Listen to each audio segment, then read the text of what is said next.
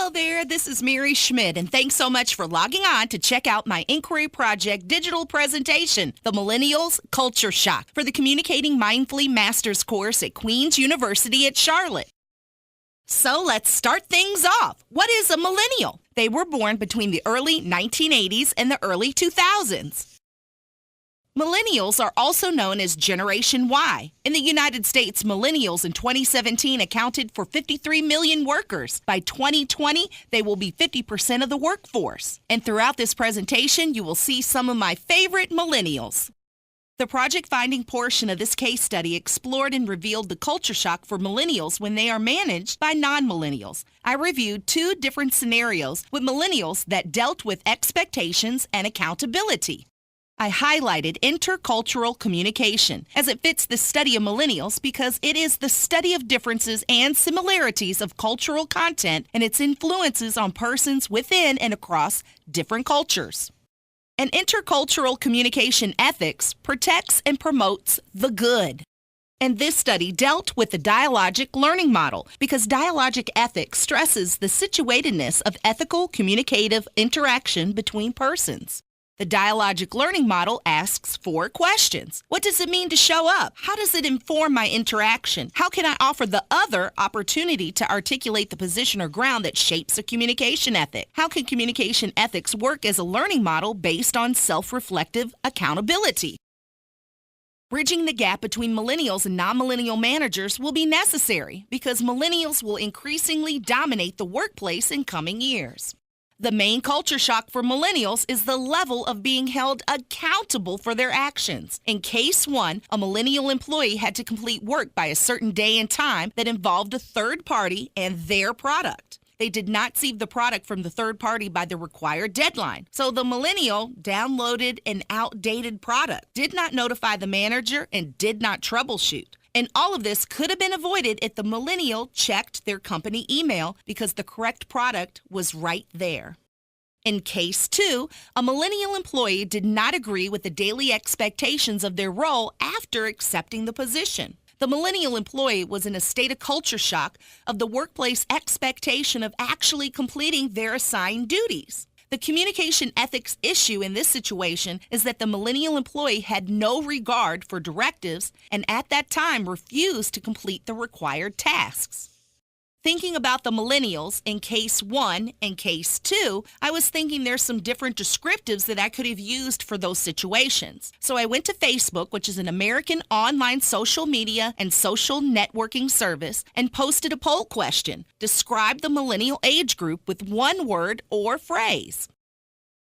There were tons of negative descriptives about millennials, and the leading description was the word entitled, along with other titles such as impatient, impractical, misunderstood, disappointed, arrogant, naive, and more.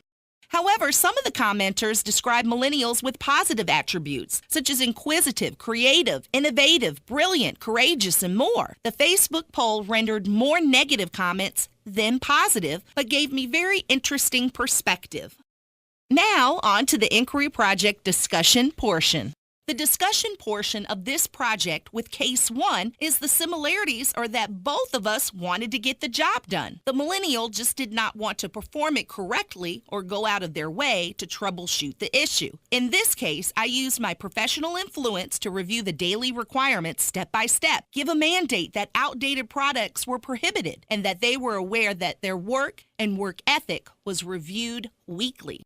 In regard to the millennial in case 2 and their unwillingness to perform daily required duties such as blogs, vlogs, and social media postings, it was imperative that I influence their decision to actually perform their duties as expected because 1, it was their employee requirement that they agreed upon, and it added to the success of the company and their own professional success. This case study makes the recommendations that non-millennial managers utilize the intercultural communication theory for various roles at a radio station, also applying the dialogic learning model to communication issues between millennials and non-millennials can assist in communication breakdowns. In the article by Peter Economy entitled 9 Powerful Tips for Communicating Better with Millennials, he identified 9 tips for improving the communication approach with millennials. Here are the 9 tips. 1. Keep it brief but meaningful. 2. At the same time, provide details. 3. Choose the best medium for communication. 4. Understand the 24/7 communication cycle. 5. Communicate the path to career growth. 6. Don't condescend or make jokes about age. 7. Demonstrate fairness in the workplace. 8. Commit to a social bottom line. 9. Most important, nurture their passion.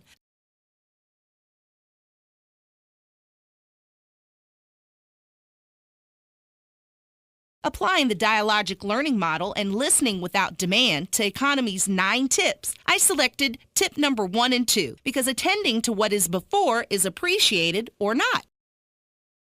For the attentiveness portion of the dialogic learning model, I selected tips number 5 and 9 because the good in the sense is the ability to communicate an action plan for growth and understand that person's passion towards that growth.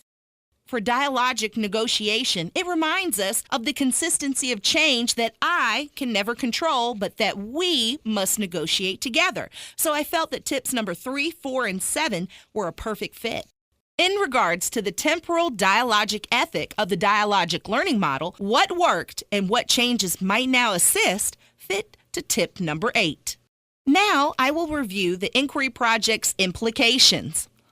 The implications of this project is that if culture shock for millennials when they're managed by non-millennials is not addressed, we're at risk of not developing young talent for our growing industry. Hey, we live in a world of instant messages, instant answers on Google, instant video to a person 100 miles away. Everything is instant. If business models don't address the instant gratification of the millennial generation, non-millennial managers will be faced with their own culture shock in years to come.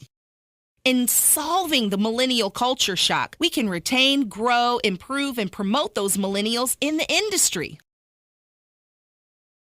In conclusion, the intercultural communication theory assists those that manage millennials, and the dialogic learning model assisted in repairing the culture shock between millennials and non-millennial managers. Hey, at the end of the day, non-millennial managers need to understand the culture of millennials and accept that they ask why.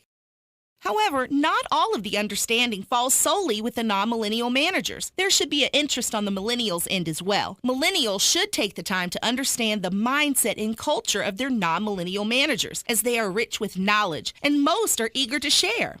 There's so much to learn from each age group that we could help each other excel not only our business, but our professional growth as well, and reach our full potential. And here are the references that I used for this inquiry project. Well, thank you so much for taking the time for reviewing this digital presentation of the Millennials Culture Shock. Thanks so much.